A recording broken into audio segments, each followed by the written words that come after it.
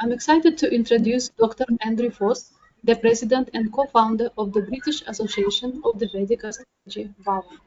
With over 30 years of experience in studying and teaching Vedic science, Andrew Foss has made significant contributions to the field as both an educator and a practitioner. He is the author of the renowned software Shri Jyoti Star, a leading tool for Vedic astrology, as well as the popular book and ebook series Yoga of the Planets. His extensive work includes writing, consulting, teaching, and lecturing, catering to both beginners and advanced students alike. Andrew Foss holds a degree in physics from Oxford and earned his PhD in computing science, with publications in prestigious journals, including Nature. His deep expertise allows him to offer confidential and sensitive Vedic astrology readings, one of the oldest systems for our understanding life and its flow through time and space. As a long-time close student of Pandit Sanjay Rath, Andrew is steeped in a rich tradition of Jyotish that spans at least 500 years. His achievements have been recognized with the Jyotish Ratna and other awards for his contributions to the field. Additionally, he serves as the editor of the Bhava journal Ochara and has achieved the highest professional certifications in Vedic astrology, including those of certified Jyotish Pandit and Jaimini scholar. Beyond his academic pursuits, Andrew Foss has a profound appreciation for music, art, and poetry, further enriching his understanding of Vedic wisdom. Please join me in warmly welcoming Dr. Andrew Foss to the stage, and he'll be talking on topic of Bhakti today. Thank you very much. That's an exceptionally kind introduction. So I just want to honor the Guru. Om Gurave Namah. Om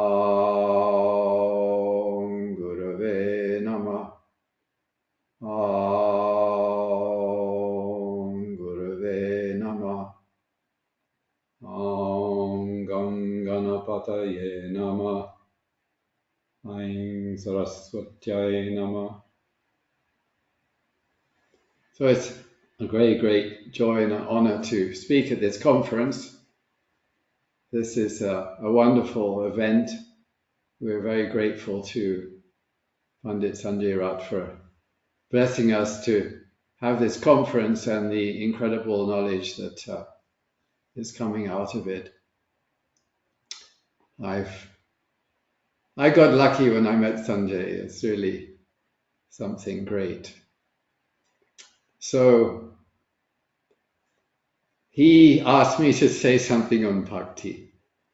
So bhakti is a topic which isn't an intellectual topic. So the question is, what can we do? We can have some kind of understanding. We can do a little bit of Jyotish. We can perhaps move a little bit closer to realizing bhakti in our lives with a little of understanding. So let us see what we can, where we can go. It's very interesting. I learned a lot from preparing this lecture. So let us see. Here we go.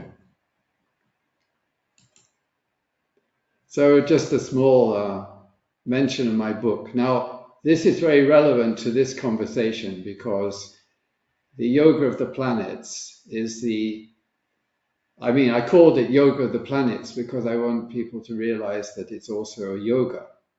It's the Yoga of the Planets book has the 108 mantras for each of the navagrahas. So there's about 1,000 mantras. And when you go through the mantras of a particular graha, it's all the flavors in all the navamshas or nakshatrapadas in the zodiac. So it brings you into a kind of relationship with the graha.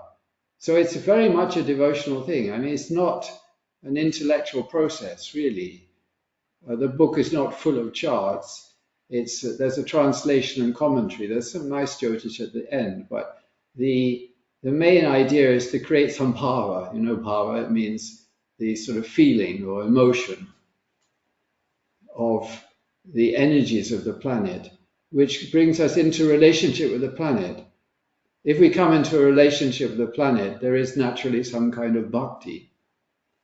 The grahas are very kind to their bhaktas, including Rahu. At the end of the Rahu names, it mentions that he will do everything for his bhaktas. But we have to have a relationship of devotion with Rahu for that, It's no good running away or glowering at him. There has to be naturally, it's basically putting your head on the floor. If there is a surrender inside of oneself in the face of something apparently terrifying, then it's bhakti, and there is a corresponding blessing that comes from it. So this is part of, definitely related to this lecture. I mentioned my software as well, Shri Jyoti Star 10. Some of you may be using it. It's a huge step forward from the previous version. And new features crop up every few days or couple of weeks. So there's a lot of exciting things coming and have come recently. So now this is something of great interest, at least to me. I'm focusing a little bit here on the Yoga Sutras because really there's nothing in the field of yoga that isn't. This is what the great sages say, that somehow Patanjali put everything that there was to be known about yoga in his book or his teaching in these very brief but powerful sutras. Now, it is generally considered that the first expression of any Vedic text contains the whole. This was one of Maharishi Mahesh Yogi's favorite teachings. He's often repeating it. So like the Rig Veda, which is the source of all the Vedic literature, starts with Agni. Agni mide purohitam. So that first expression really tells you that the whole field of knowledge is an elaboration of consciousness, or Agni. Of course, we can't encapsulate the meaning of the word Agni in just a few words. I mean, none of us really understand it, but that much little we can understand. So then in some texts, especially these sutra texts, there's something special about the first 4 sutras. In particular in the Brahma Sutras and in the Yoga Sutras, it's very obvious that the first 4 sutras contain a kind of complete exposition. It's like it gives that impulse, and then after that there's elaboration and commentary, we can say. So it struck me when I was looking at this again recently that all of yoga is contained in these first 4 sutras. These are the first 4 sutras. So it starts with Atta Yoganushasanam. Now, Atta means here. In other words, in this text, Yoganushasanam. So Anushasanam, it means instructions or commands or directions. In other words, what you're going to experience in this text is clear instructions about how to achieve the state of yoga. Now, yoga in this context is a state of consciousness, and it is a very highly unified state of consciousness. But what Patanjali is saying is that this is his first instruction. The first instruction is Yoganushasanam, which is telling us that there's some work to be done. It's not something that will spontaneously arise. Otherwise, there would be no need for the Anushasanam.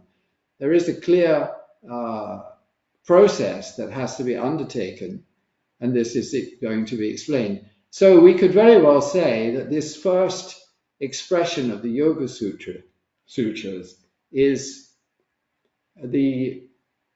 in a way, the teachings of Karma Yoga.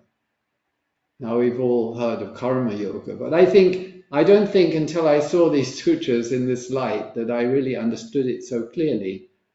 So karma yoga or kriya yoga is another word for the work that has to be done to achieve yoga, is something very profound. It's of course doing selfless service is definitely part of it, and doing anything selflessly generates a state of yoga. It just happens naturally because of the lack of ego in the process. So this is another kind of teaching. Then we have the second sutra, which says yoga chitta vritti nirodha. So yoga is the state of the mind where the vrittis, the chitta vrittis, which is basically all the noise, the thoughts and feelings and all these things that keep arising in the mind, come under a kind of control. In other words, when you want to think, you think. When you don't want to think, there's silence. So this is the state of yoga. He's explaining this extremely clearly here. And so what is this? This is the ability to bring the mind to a state of silence and maintain it there at will. And this is what we also call Raja Yoga or Laya Yoga. So, of course, there are, very elaborated texts on this, but in a nutshell, this is teaching us that the first step really, as a product of the karmas that we've been doing, is to achieve this state of Raja Yoga. Then, tada drashtu surupe vastanam. So then, tada means now, as a consequence of the previous sutra's achievement, drashtu, the seer. So he's telling us that because the mind has been quietened, then the seer becomes obvious. In other words, at this point, we come to know who we are. Previous to this, there was a kind of confusion. Am I the body? Am I the mind? Am I all this stuff that I've collected? There's a lot of misunderstanding about the reality. The one thing that we don't clearly see is who the seer is. So the teaching is find out who you are. But how do you do this? Yoga chitta vritti nirodha tada drashtu. In other words, at this point, the seer becomes obvious. And how is he becoming obvious? Because swarupe vastanam. So he is seen in his own form. He's established in his own form. That own form is that state of quiet consciousness, which is observing as a consequence of the state of silence in the mind. So we can say this is Jnana Yoga, because at this point we actually come to know who we are, and we get established in that. And what is the consequence of the Jnana Yoga? It's like stage 3. Vritti sarupya mitratra. The fourth verse of this set, we can say, tells us that having established ourselves in that state, the vritti that arises, in other words, any thought, any perception, sarupya, it takes on the same form as the swarupa. Do you see what we're saying here? On the other hand, mitratra, as the thoughts are arising, or the perceptions arising, whatever you see, whatever you experience, is seen as the self, sarupya. So it's of the same form as the self. So this is where bhakti appears, because bhakti means there's really no difference. You may imagine some difference for the sake of your devotion, but in reality, there is no line that can be drawn between the devotee and that which he or she is devoted to. It's a state of union on a very profound level. So this is what Patanjali is saying. This is not my opinion. This is very clearly being stated here in the Yoga Sutras. So how it helps us is we see that there is a genuine sequence. I mean, it's been put in a sequence. And the starting point is that we have to do the practices. So we'll talk about that a little bit. But there is work to be done. But as a consequence of that work, we will achieve a state of calm, inner calm. We'll then come to know who we are. And the consequence of that, we'll find ourselves in love with everything because of that realization that there's not a difference. I don't know. I think probably quite a few people have had the experience, even for a moment, that I am everything. It's a very fantastic experience. And there's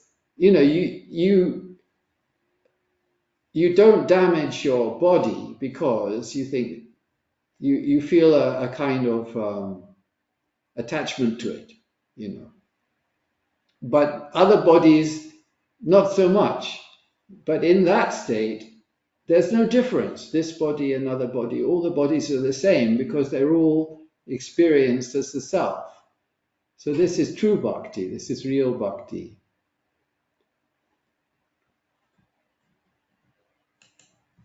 Now, chapter 2 of the Yoga Sutras is called On Practice, and starting in verse 29, he elaborates the Ashtanga. Everybody knows Ashtanga Yoga, right? So there are said to be 8 limbs or angas of yoga, and he gives us the list in 229, and then he starts to discuss them. So it's good to think about this a little bit. We're not going to spend a lot of time on it, but it's important to review it just now. So the first anga that's mentioned is yama. Now, yama normally means some kind of restraint. Then there's niyama, which is usually translated as observance. These English translations fall short, very much short, but they give us some kind of a clue. Then asana. Asana means you can sit in the same posture for a long period of time without feeling any disturbance. It's not necessarily just a sequence of different postures. The whole idea is that you can sit in one posture at ease for long periods of time. This is the basic to experiencing the quietening of the mind. And even though the angas are all limbs, it's not specifically a sequence. There's still a sequence in it in a sense, because the yamas and niyamas both create the circumstances which allows us to achieve asana. And then as a product of asana, we become able to have pranayama, which is, in a way, we gain control over the pranas, or the breath. So all these practices are helping us develop that. We're doing all these things together to produce the state, but there is still some kind of a sequence. Then pratyahara is because you've now, established some state of control of the breathing, we're able to withdraw our senses at will. Normally, it's very difficult to withdraw your senses because, we're caught up in anything we look at. We look at something, we get kind of absorbed in it, and we sort of forget ourselves. So the ability to withdraw at will is something that also develops and can be practiced. Then the result of that, we could say, is dharana, which is the mind becomes fixed. So when we're doing japa and other practices, we're also practicing the dharana aspect. There is 3 elements really that come out of our regular practices. Dharana, which is the kind of steadiness of the mind. Dhyana is the flow inwards, the natural flow towards the silence. And samadhi is when the intellect becomes completely even. In other words, the chatter of the intellect stops and there's an evenness of the intellect. So I'm not going to elaborate on those things because that you'll find in other places. But I wanted to talk a little about the yamas and the niyamas. So these yamas The list is ahimsa, which is non-violence. We say non-violence. See, again, it's a very poor translation, but let's go through them and then we'll review it a little bit. So there's satya, which is truth, ashteya, which means non-stealing, brahmacharya, which means some retention of the energy, and aparigraha is you're not grasping. We talk about the grahas, aparigraha, it's this tendency to grasp things. So this is something that's very profound, in fact. When you look at something and you kind of get absorbed in it, in a way we've grasped it. And to know it, we have to become it. But it should be, there's a state of consciousness where you're not kind of grasping at it. I know it's very difficult to talk about. It's easier to talk about the himsa, for example. But the point is that in the next verse, Patanjali says that if these become unconditional, they become a great vow.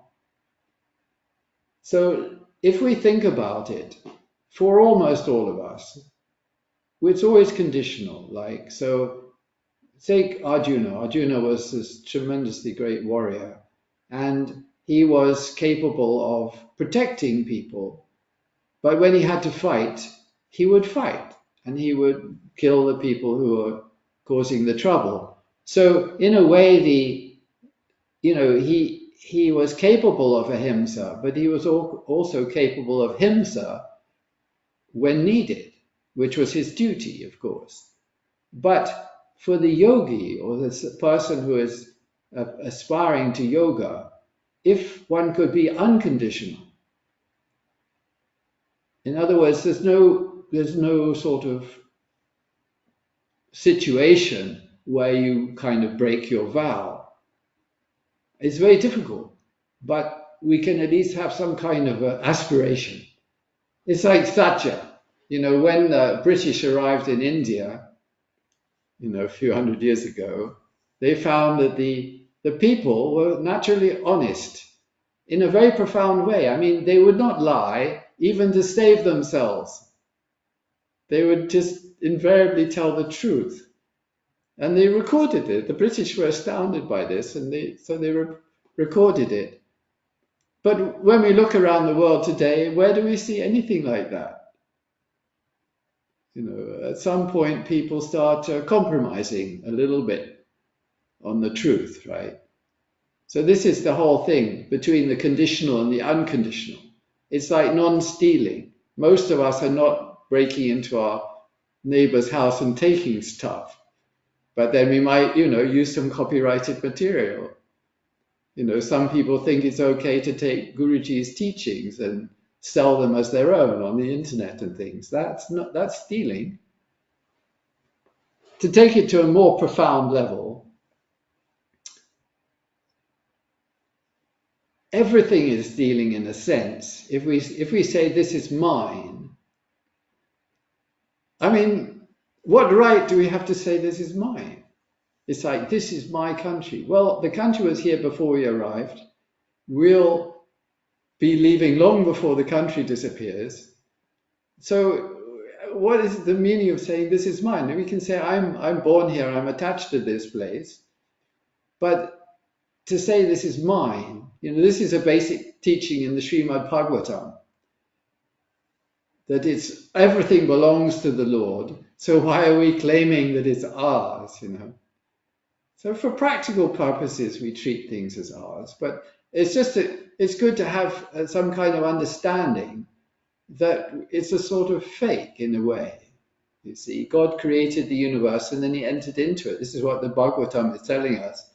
So it's all his, or hers, or its, or whatever we like to say. But if we have this kind of reverence towards everything, then the cruelty will go away. We live in a world where cruelty is rampaging, and the result is that the survival of humanity is seriously at risk. It's due to excessive greed, basically. It's become like a religion. wherever anything, Mother Nature has got anything, we go and we take it. So this is the point here, is that this is like something to aspire towards, to try to evaluate what we're doing and try to move towards the great vow. Maybe we can't achieve it, but we can move towards it. So it's because the reason why we're interested in this, because it's the foundation of yoga, which is the foundation of bhakti. You see, once you realize that everything is you, then these things happen. It's just spontaneous, because you're just living the reality that I am everything. It's not an egotistical state either.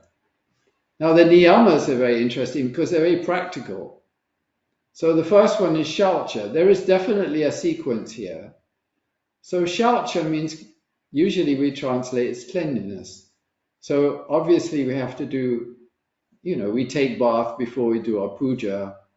These things are kind of obvious, but the point is that there should be some kind of inner and outer purity. When we do our pujas, we usually start with a simple verse. We say, Pavitra pavitro va sarvavastan gatopi va yasmare pundari kaksham sabahya bhyantara shuchi. So what we're saying is, whether pure or impure, whether all places are pure or impure, one who remembers the lotus-eyed Lord gains inner and outer purity. So this is a basic concept in the Vedic wisdom, that purity of mind or internal purity as a result of the memory of the Lord is sitting in our heart when we remember him. There is no question of impurity. It's a kind of automatic. They say that there are those, I think, 6 or 8 well-known bars, and one of the bars is that you just remember the name of Lord Vishnu 3 times. This is said to be equal to taking shower, So this is that shaucha is something on a very deep level, and it's very necessary because we've accumulated a lot of dirt, and we've got that dirt, not just the dirt from the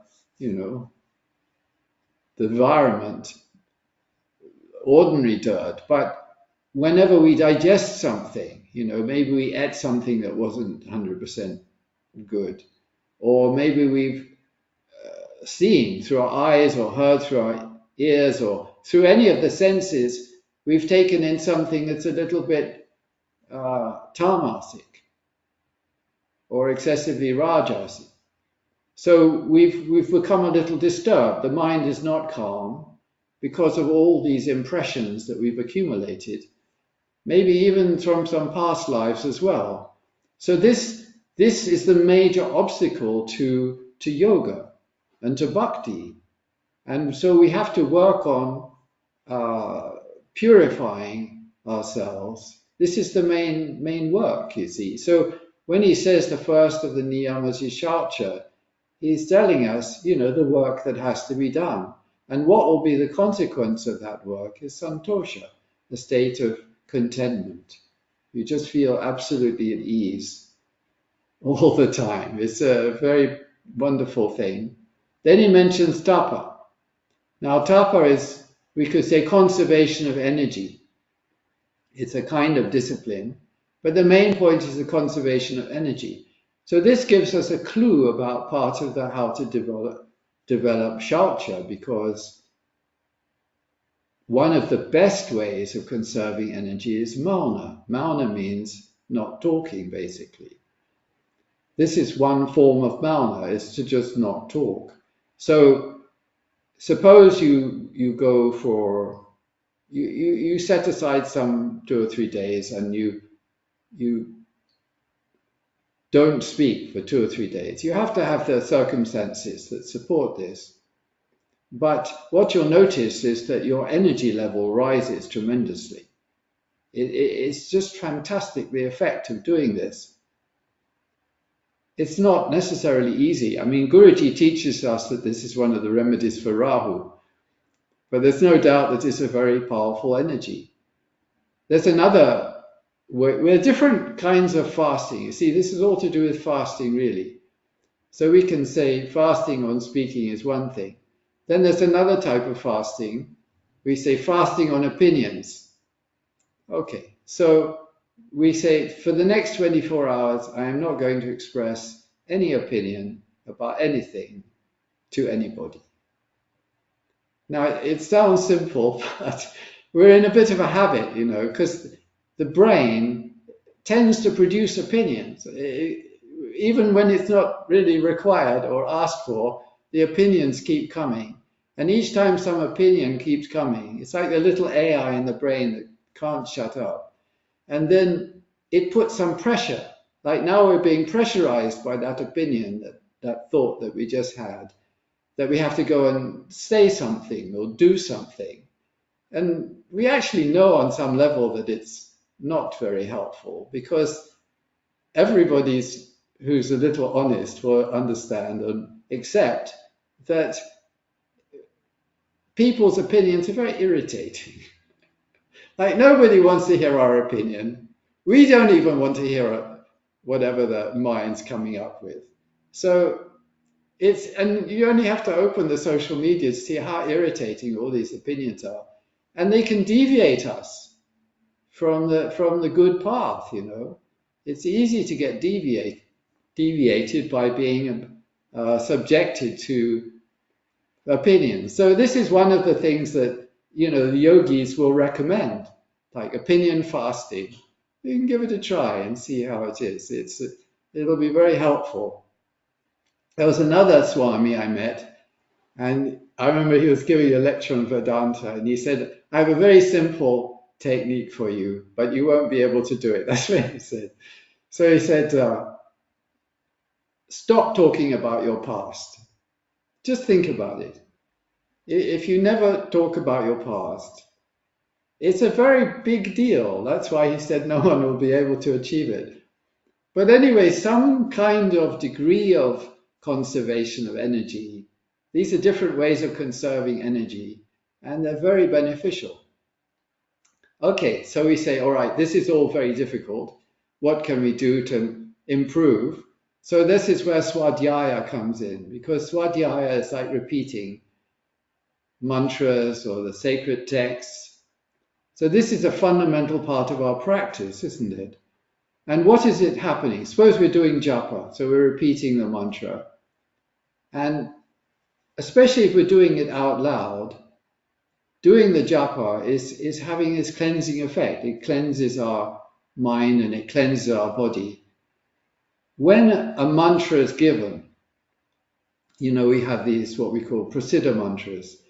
So the great thing about the prasiddha mantra is that it's given by some rishi. Maybe it was a long time ago, but the rishi gave the mantra. And if we pronounce it correctly, as correctly as possible, it creates a certain geometry. Every name is associated with a certain form. So when we express a mantra, there's a certain sort of geometry that's created. And that geometry kind of molds us into a more perfect state, physically and mentally. So for example, we start doing maybe Om Namah Shivaya, and initially there may be some disturbance in the system, and that may even cause us to have some little bit struggle to pronounce the mantra. But if we keep going, gradually it gets easier and easier, and after a while we start feeling good. This is the whole idea of japa. You know, at a certain point it comes where we can go into a mental repetition, but the doing it out loud initially it helps deal with any disturbances that there are in the system. So this is one of the very powerful processes that really helps us with shaucha, actually. So the combination of these things leads to a very much evolved state of consciousness and of the body. It helps with the body a lot. This, I would say about this business of geometry, see, if you get a mantra from the guru, this is the best possible thing. If you get a mantra from the guru, that means the guru has given you the mantra verbally, you've heard it. Now, when you hear it, because of the guru's powerful practices, and hopefully their evolved or fully conscious state, then that mantra has a very deep impression because it is fully creating the geometry that was intended. You see, it sort of has this, it's a kind of geometry. It's difficult to say differently in some different way, but it sort of molds us. So that's the importance of receiving the mantra and repeating it as we heard it as far as possible. And with time, we should get closer and closer to that way it was expressed by the guru. So what comes out of all of this is the Ishvara Pranidhana. So here he's actually mentioning devotion specifically. And Ishvara Pranidhana is really a state of consciousness. Now I'm just mentioning what the commentator has mentioned, the Vyasa, the traditional commentary on the Yoga Sutras. He says that from Ishvara Pranidhana comes self-realization, and all the impediments disappear. It's removed all the obstacles to yoga. And what arises, excuse me, what arises is a state of awareness or consciousness where we are seeing things as the will of God. Let us say you have a choice between doing A or B. So you choose to do the best you can. You pick the best choice. But suppose you have a situation where you don't have any choice, or you have no ability to influence the situation. So in a state of devotion, one is naturally accepting this as the will of God. In other words, there's no complaining. There's no objecting. It's just accepting. This is a very important part of the practice, we can say. It's not really a practice because it just arises naturally when there's sufficient purity in the system. Because we've realized that there is some cosmic intelligence which is managing everything. So what are we complaining about? We do our best, and beyond what we can do, we are accepting that it is all the will of God. So this is a natural state of devotion. There's no ego in it, you see. As soon as there's an ego in doing something, then the whole thing becomes a muddle. You know, it always gets us into trouble. But it's not a necessity. It kind of fades away as the practices develop. So, this is a very beautiful verse from the Gita. Very fond of this verse. Yasya sarve samarambha kama sankalpa varjita. So the great thing about the Bhagavad Gita is Lord Krishna's teaching yoga. It's said to be Yoga Shastra. So here he's specifically saying, you see, karma sankalpa means it's not the problem is not the karma or desire. Karma is some kind of desire, right? So some impulse arises in the mind to do something. It may not be the best thing to do. We may even be aware that it's not the best thing to do. So what happens? It should just pass through the mind and be gone without it creating any kind of action. Karma sankalpa is when you put your hand on it, basically, and you identify with this. So you think, I have to do this now. So it's the grasping of the desire and identifying with it that's causing the problem. It's not the desire itself. So that's why he says karma sankalpa varjita. Varjita is letting go of it. Just let it be, see. And then what happens is that Gyanagni Dagda Karmanam, that wisdom is burning all the karmas, it's cleaning the system. And those who have achieved this or who are living like this, they're said to be the wise. Or, the sages call them the wise ones. So he's giving a very clear kind of instruction. It's something we can practice, letting it be, rather than feeling we have to do something with that unnecessary impulse of desire. Some desires are perfectly fine, it's not, it has to be evaluated. There has to be some consciousness, that's all. So what can we do with some Jyotish with all of this? Now, each person is on a path. There's many lifetimes. We go through lifetime after lifetime. And so each person has a particular path that they're following. And we don't know the starting point. The starting point maybe millions of years ago, just some amoeba was there, and then there was a progression through higher forms of life, and ultimately we got the human body. Extremely difficult to get a human body, according to the Gautama Buddha and Adi Shankaracharya. So if we get a human body, wow, such luck. And we have whatever we have carried through from the previous life and lives. So how much, where a starting point is different for each people. This is what we're saying, basically. We don't know, looking at the D1 chart, what the starting point is really. We're just seeing, where they're at now. If we want to try and understand how much progress they've made in previous lives, usually we're looking at the D60. That's our main tool. But we have to be very careful not to just take some small thing. We say this is working in this chart and expect it to work in another chart. We have to have a kind of broad view and get an overall insight.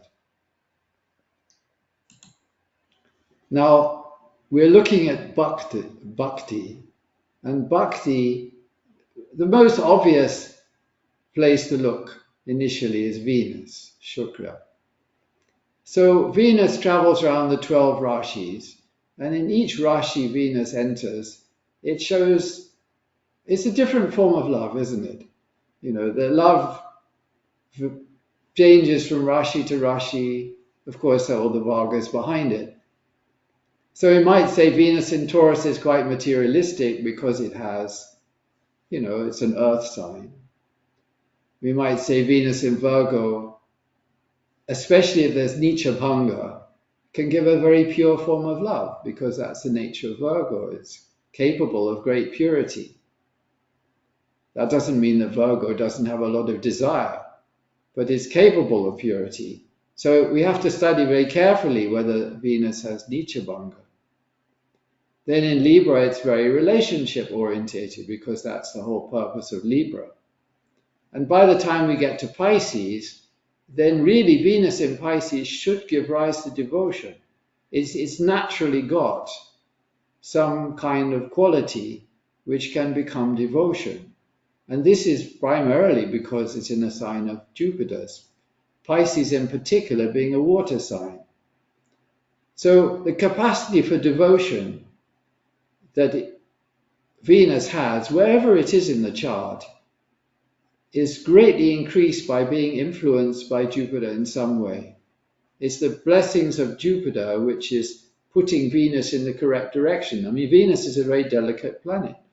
Venus can go in all kinds of directions. It's really it's very sensitive and quite easily corrupted. So the influence of Jupiter is something that helps a lot. Now, really at the root of everything is the Jala Tattva. Bhakti is something of Jala.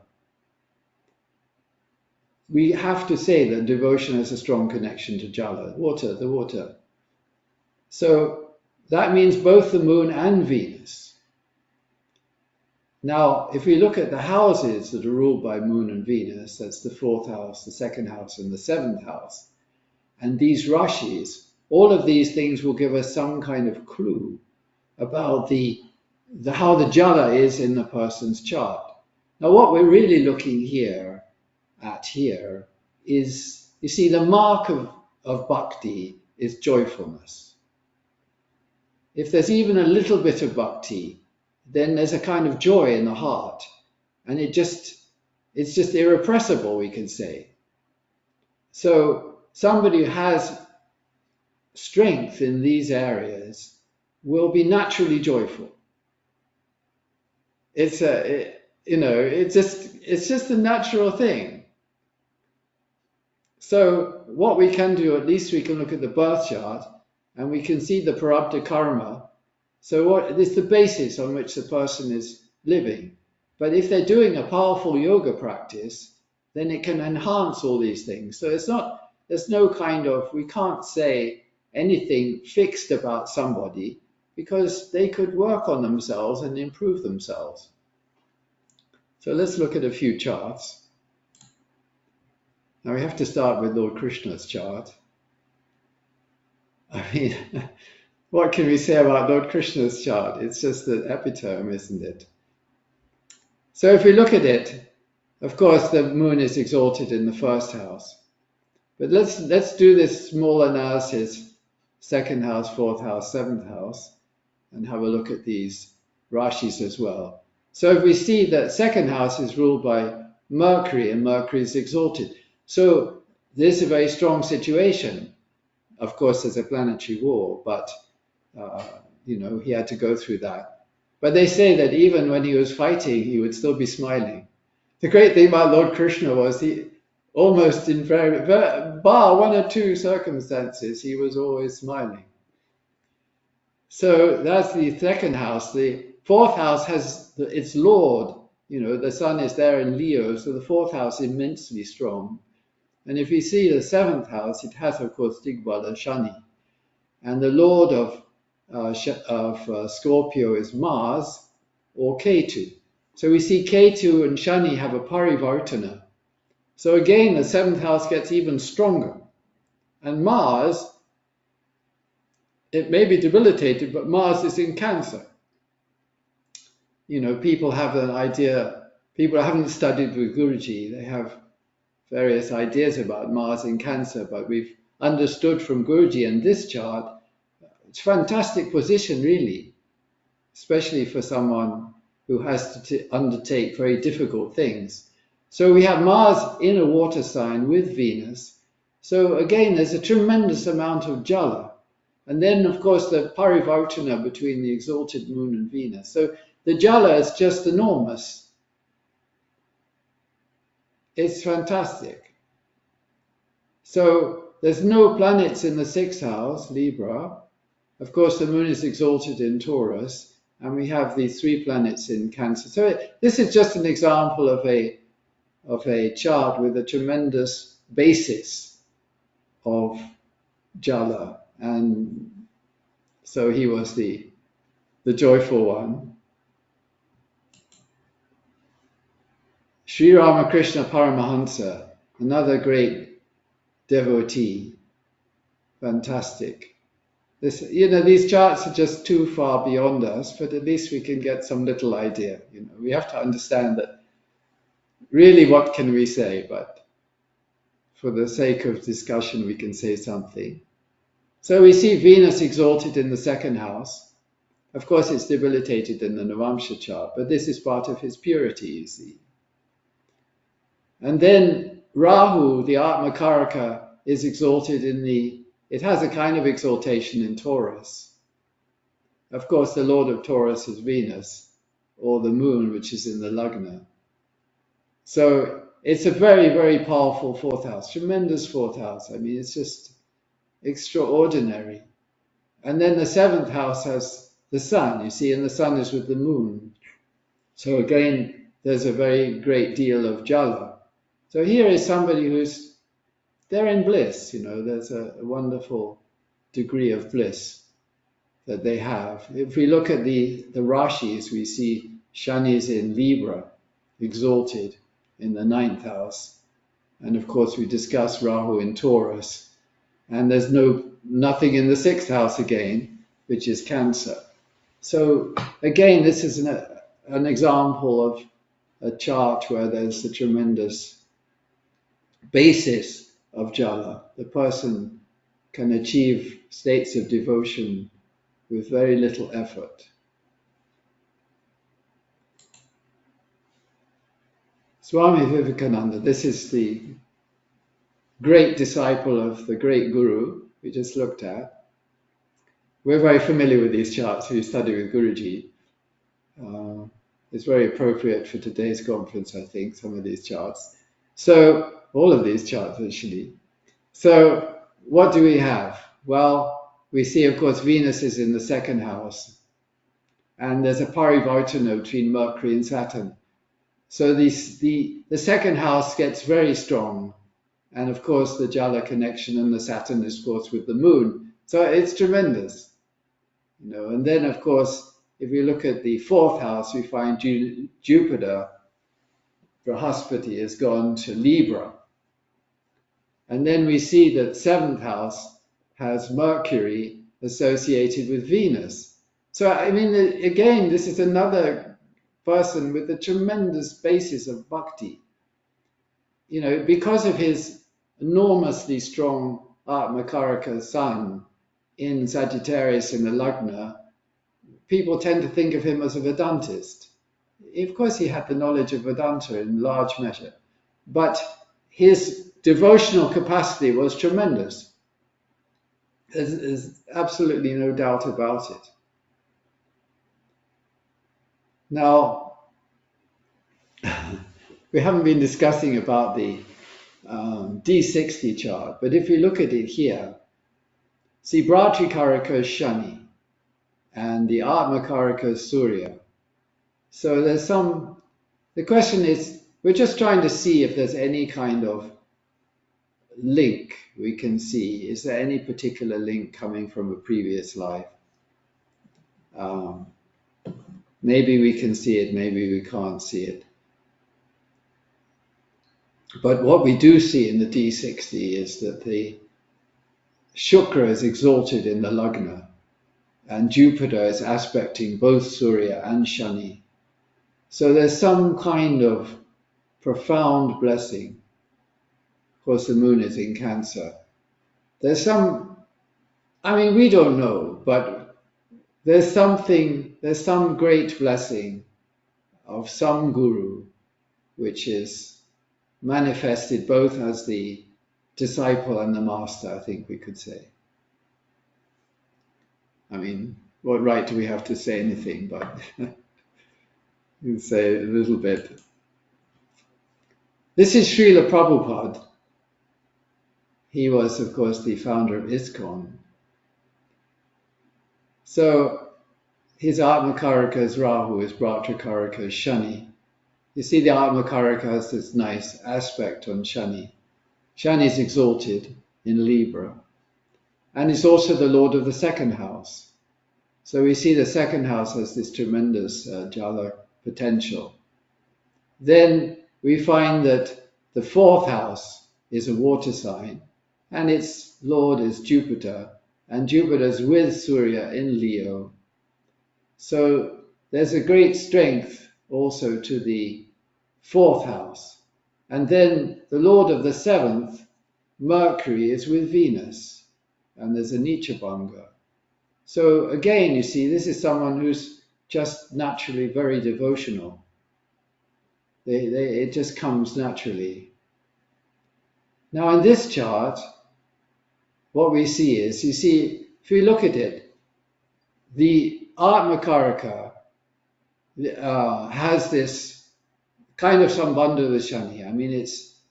It's Shani is ruling the Atmakaraka, and the Atmakaraka is aspecting Shani. So there's a strong link with his guru. And if you look in the D60, we see the Atmakaraka also has Graha Drishti on Shani. Now, in the D60, there's a Leo rising, And in the 5th house from that, we have Jupiter, Venus, and the Moon. Now, the 5th house tells us something about the intention. What do you want to do? And we see it's also aspected by Surya from Mithuna. So there's some kind of intention, there's some connection with the Guru, and there's some kind of intention related to these planets. And if we look back to the Rashi chart, we see that we have Surya, Jupiter, and Ketu in the 9th house, which is the 11th from the Bharati Karaka. Now, the 11th from Bharati Karaka gives us some idea about the idea or the intention of the Guru, what the Guru wants us to do. So it must have been his Guru who basically gave him the job. Like, I know for sure that his Guru told him to go and teach, in English in the West. But this idea of building temples, because this combination in his 9th house in the Rashi chart is a temple building yoga. After all, the 9th house is temples. The sun is also temples. So he's following a tradition, the Jupiter Ketu, building temples for it. But there must have been at some point some suggestion from his Guru. Anyway, it's clear that it was the intention of his Guru that he do that. But it wasn't just that. It was in his past life. He at least wanted to do it, you see. You can see the echo of the thing in the D60. So the Guru is picking up on that intention from his past life and putting it into motion in this life. So it's just very interesting to see this, how it's working. So we don't know if he built any temples in his past life, but there was some potential for wanting to do something like this, you see, which is then catalyzed by the Guru. So let's look at his Guru's chart.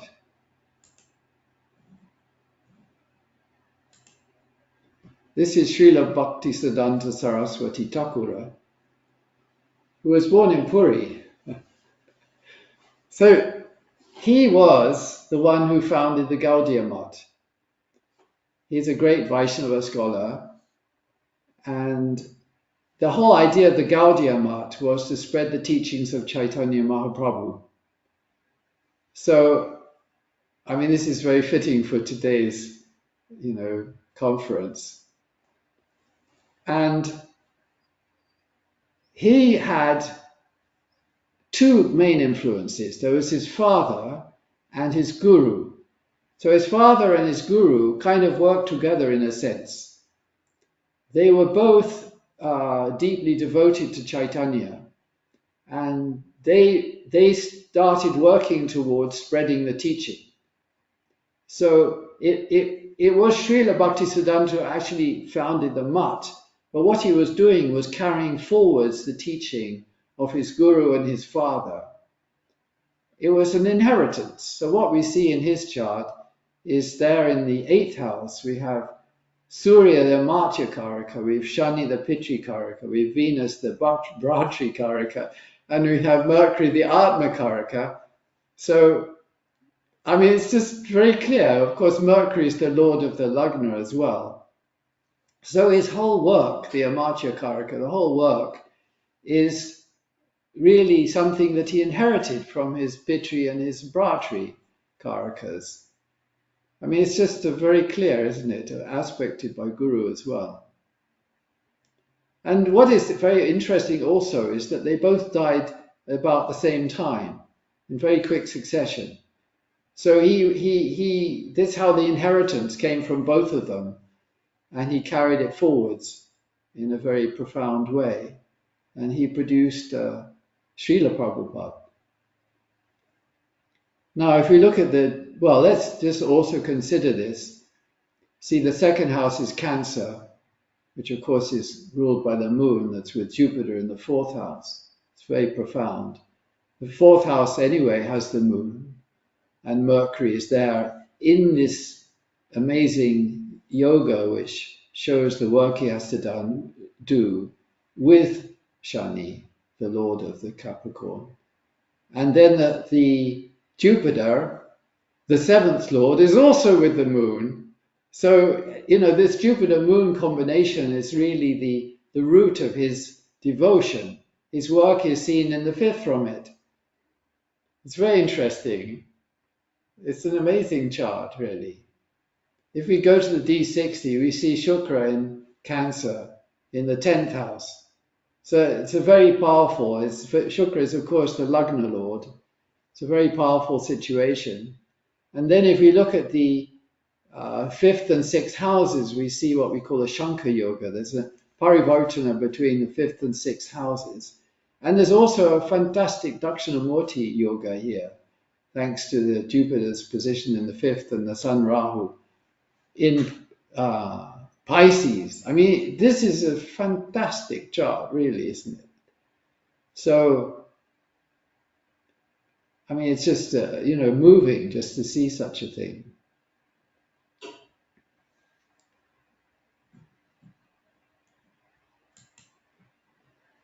So, I think we can say that all the limbs of the Ashtanga Yoga are important. We can't say, well, we'll skip we'll skip the yamas and niyamas and just start with the asanas or something. I mean, we shouldn't have that mental attitude. We may not really be able to do, we can't do anything perfectly. We can just accept that. But we can have an intention. Because if you have an intention, something will come out of it. See, we should be very careful to study the fifth house, because the fifth house is where the mind dwells and what we like or are devoted to. The fifth house is really the motivating factor. It's also our Raja. The Raja is where we're doing our, this is our throne we're sitting on, we could say. So the fifth house is the primary house, which is really motivating us. So we have to study that. I mean, the fifth house, you can also see something to do with the Ishta Devata. So, I mean, if we look at this, for example, this chart, we see in the fifth house, Ketu in Libra. Libra, of course, is ruled by Venus, that is the Bhratri Karaka, and it's in this eighth house. Now, having Ketu in the fifth house will tend to make us meditative, isn't it? And because it's associated with Venus, then you see, and Venus is with Shani. Now, I was planning to talk about Tapasvi Yoga a little later, but we can see a very clear example here. Tapasvi Yoga is something taught by Jaimini. It's the yoga taught by Jaimini Maharshi. But the point is that he says there are three elements which give us the tendency to do tapas. Of course, if we do tapas, we will achieve, at least to some extent. So the three elements are Shani, Shukra, and Ketu. Ketu gives the meditation, Shukra gives the devotion, and Shani gives the ability to make an effort for it, you see. We have to yoga, ati yoganushasana. If we don't make any effort, nothing will be achieved. So Shani is essential. And also a certain level of dispassion has to develop. That's also coming from Shani. Shukra is needed because if there's no devotion, what are we doing? In Jaimini Sutras, it says that if you have Shani and Ketu without Shukra, it's what they call fake Swami Yoga. In other words, you may be all dressed up as a Swami, but it's all a fake, really. Because no devotion, what is it? What kind of spirituality is it without devotion? So, and then of course meditation. There has to be meditation. If you don't turn inwards, what are you going to realize? So, Ketu, Shani, and Shukra, they don't have to be together. But you see in this chart, it's a very clear example, because in the fifth house he has Ketu, and it's ruled by Shukra, and Shukra is with Shani. So it's a very clear example of a Tapasvi Yoga. Now, I see quite a lot of charts of regular people who have some degree of Tapasvi Yoga. It's not that uncommon. because they don't all have to be together. They can be just influencing the person independently, but in a strong way. Or they can be somewhat connected. There's sort of levels of it. But the main point is that this is a blessing that is coming from somewhere, probably in a past life, and it needs to be utilized, because if you don't follow, if you don't at least have some regular practice or sadhana, then there will be a tendency for a lot of suffering. I'm just saying, because we should be aware of this. If we have some degree of this yoga, we must have a strong spiritual practice. Otherwise, we will suffer and we'll have difficulty. You see, we'll have difficulty in trying to be a samsari, or like somebody who's like just into the material world, grasping or whatever. It's all very well. We have to live our lives. We have to earn a living and these things, but it can't be the only thing that we're doing. You see, if we put all our energy and attention into the materialistic side of life, we'll find obstacles. This yoga itself will create obstacles because we're not doing what we're meant to be doing. So it's very important to to pay attention and understand the extent of this yoga if we have it. And many people will have it to some extent. If you go back to Srila Prabhupada, you see the fifth house is ruled by Mars, and Mars is there in Taurus with the moon. It's fantastic, you see. The person has no choice but to worship Krishna. It just comes naturally. And of course, the moon is it's everything is working together here. Shani is very strong. This is what we call a Brahmana yoga, moon in a Dushtana and Saturn aspecting the Lagna. So and Ketu, of course, with the sun, and Jupiter, the Lagna Lord. So here's another person with a Tapasvi yoga. Of course, for many years he had a little chemical factory and whatever he did, but I don't think it was very satisfactory. I think he was suffering, even whatever money was coming in. So eventually, it just took him to the feet of the Guru. That's what happened. If we look at the chart of Swamiji, then we see that the 12th Lord, Mars, is in the 5th house. The connection between the 12th house and the 5th house is a very powerful yoga, because the 12th house is the meditation house, or the place of, beyond. It's the goal we're seeking, the spirituality. And if it touches the 5th house, say the 5th Lord is in the 12th, or the 12th Lord is in the 5th, then that is dwelling on our mind. The mind will tend to go in that direction. And being Mars, it's full of energy. It's very focused once it starts focusing. And the Pitri Karakas, you see the Pitri Karaka Rahu in the Scorpio, which is of course ruled by Ketu. There's some kind of tradition behind him, or some elder, you see. Of course, we can say it's his guru, but that Rahu is also pointing towards some teachings, traditional teachings. So let's go on with the slides.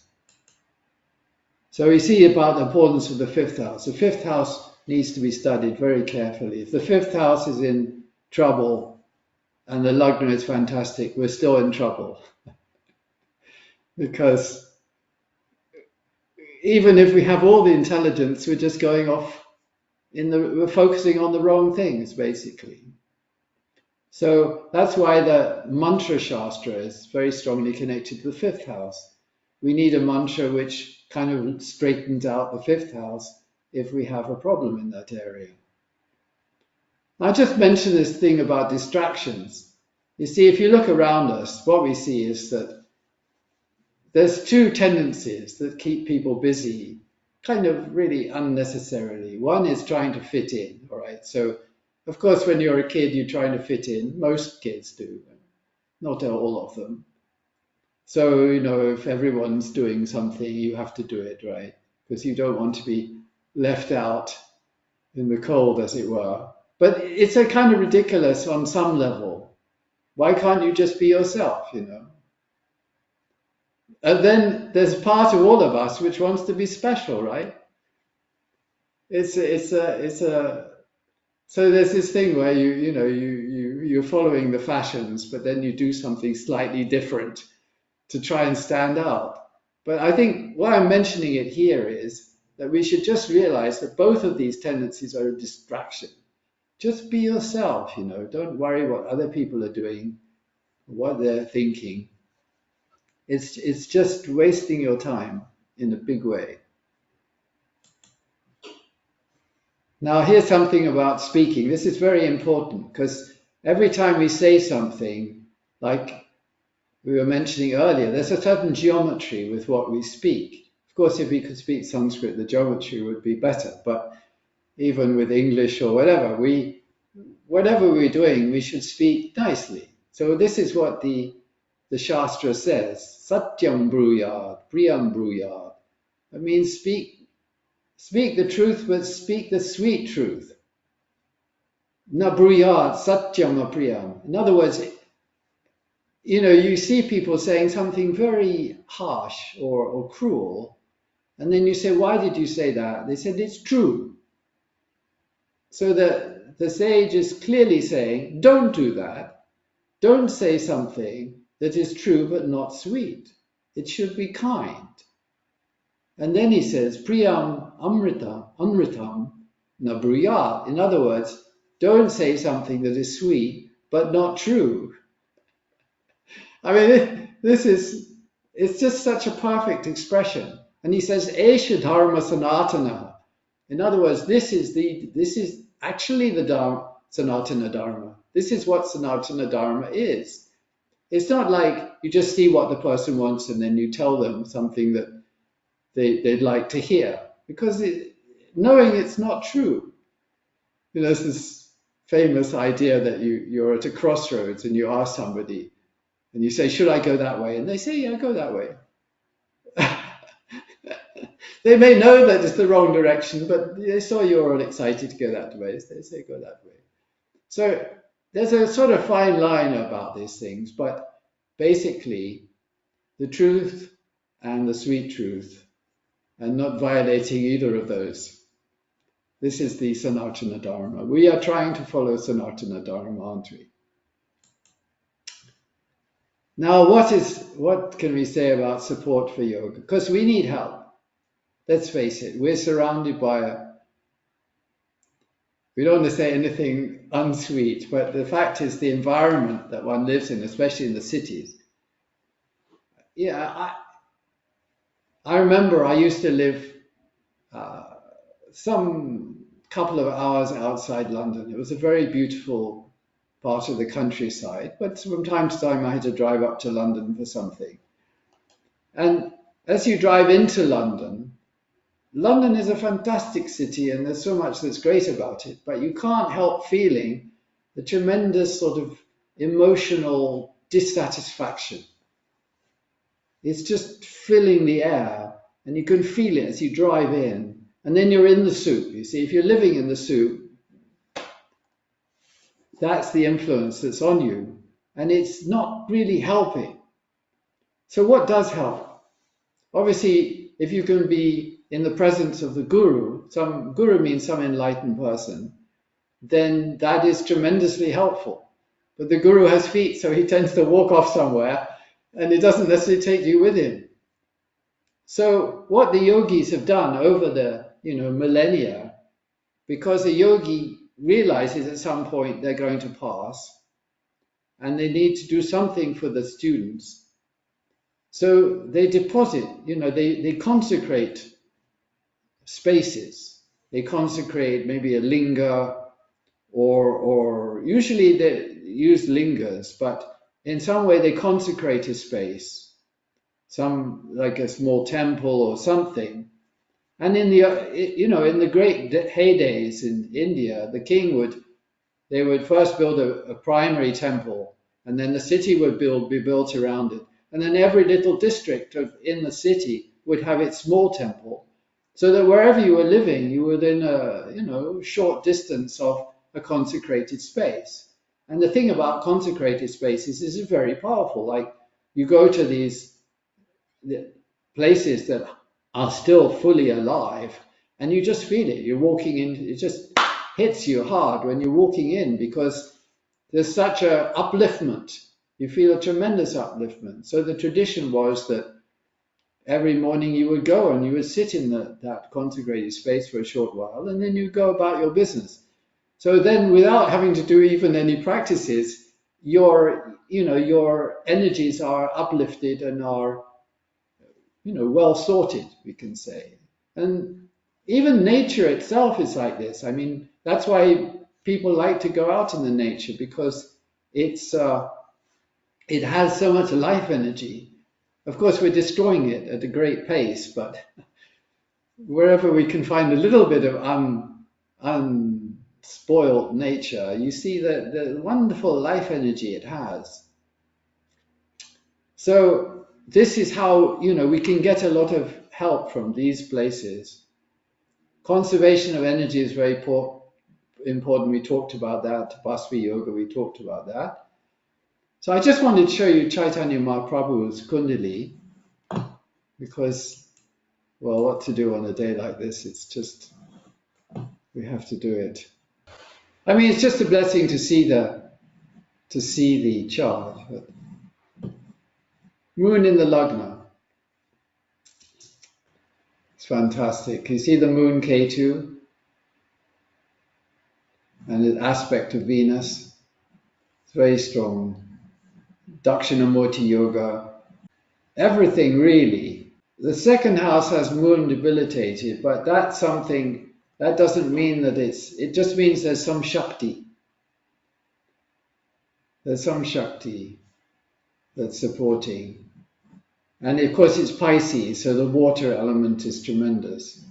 Then we have the fourth house, we have Shani in Scorpio, it's a water sign. Mars is exalted. And here we have Rahu in its own sign. So it's, again, this is just a very simple analysis, but you see it's very profound. Then we see that of course it's Leo Lagna and Jupiter's in the fifth house. So the knowledge, everything is about the knowledge, and it's the Bratri Karaka. I don't know if they had a guru. He must have had somebody considered his guru, but this is the thing about Chaitanya Mahaprabhu is way beyond anything we can really consider. It's just on a totally another level. But if we look at the Lagna, we have Ketu in the Lagna, and there's the aspect of Venus and the aspect of Shani. So all these different yogas are showing up here in a big way. Okay, so this was just some points about devotion. Only when you're absolutely devoted to what you do can you produce something significant in the world. These are very important to realize. You can't do things in small measures. You have to go for it and really devote yourself to it. Devotion is a tool to demolish yourself, your intentions, your wishes, dreams, so that you become not a tiny little creature, a nameless little creature, but you become the very hand of the divine.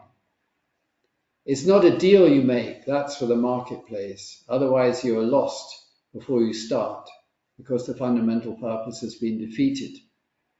Don't lose out on the tremendous power of devotion. You don't know the tremendous possibility the cosmos holds. You only know the little you've experienced in your life. So very quickly, this is the very small part of the universe in which we're living. This is the Virgo cluster, which is the name of this area. Basically, it's called the Virgo cluster, and the local group is our galaxy plus a whole bunch of other galaxies which are close to ours. So you see, maybe there's one pixel here. That's us. You see that one pixel, and this is a very small part of the universe. So the point I'm just making here is that if we think about it, one of the reasons why people love astronomy is you look up in the sky and you see how big it is, and you realize how small you are. And when you realize how small you are, it's actually a beautiful experience, because the essence of wisdom and devotion is humility, not an idea of humility, but the realization of the truth of being so extremely micro. I mean, in the universe, we are so micro. We're like a micro speck, but it's profoundly okay, you see. So we can't have some kind of fat idea of how great we are, because it's not the truth. And all it does is just make a model of our life. The thing about the great yogis, they're all extremely humble. They have a level of humility we can't even fathom. And especially with regard to their guru, you see. The real mark of somebody is their devotion to their guru. And it doesn't matter how far you've gone down the spiritual path, your guru is always still vastly far ahead of you. So I'm just mentioning this because it's very helpful to meditate on this a bit. If you realize like how small one is in the cosmic context, then one starts to actually taste that universality, because the universality is not an individual. It's a state of being beyond individuality. So that was my last point. Maybe we have. Thank you so much, Andrew G. It was very interesting and very extensive presentation. Thank you so much. I'm checking it, which I don't see any questions yet. No questions. That was very nice, Andrew. Very wonderful. Oh, good. Enjoyed it very much. I'm very happy about that. That's right. So because the whole idea is to become more joyful, in the face of adversity even. Lord Krishna was always smiling, even when he was taking, running away or whatever he was doing, having facing something. He had a smile. So this is, as we grow, this is the blessing that comes. Absolutely. So thank you very much for participating, and your contribution was invaluable and was a very enjoyable talk. Thank you. So Nagisa would like to wrap up, I think. Thank you so much for organizing. It's a fantastic conference, and thank you so much. Thank you. It was a pleasure to listen to your lecture. Thank you so much. Thank you to all the people who are attending too.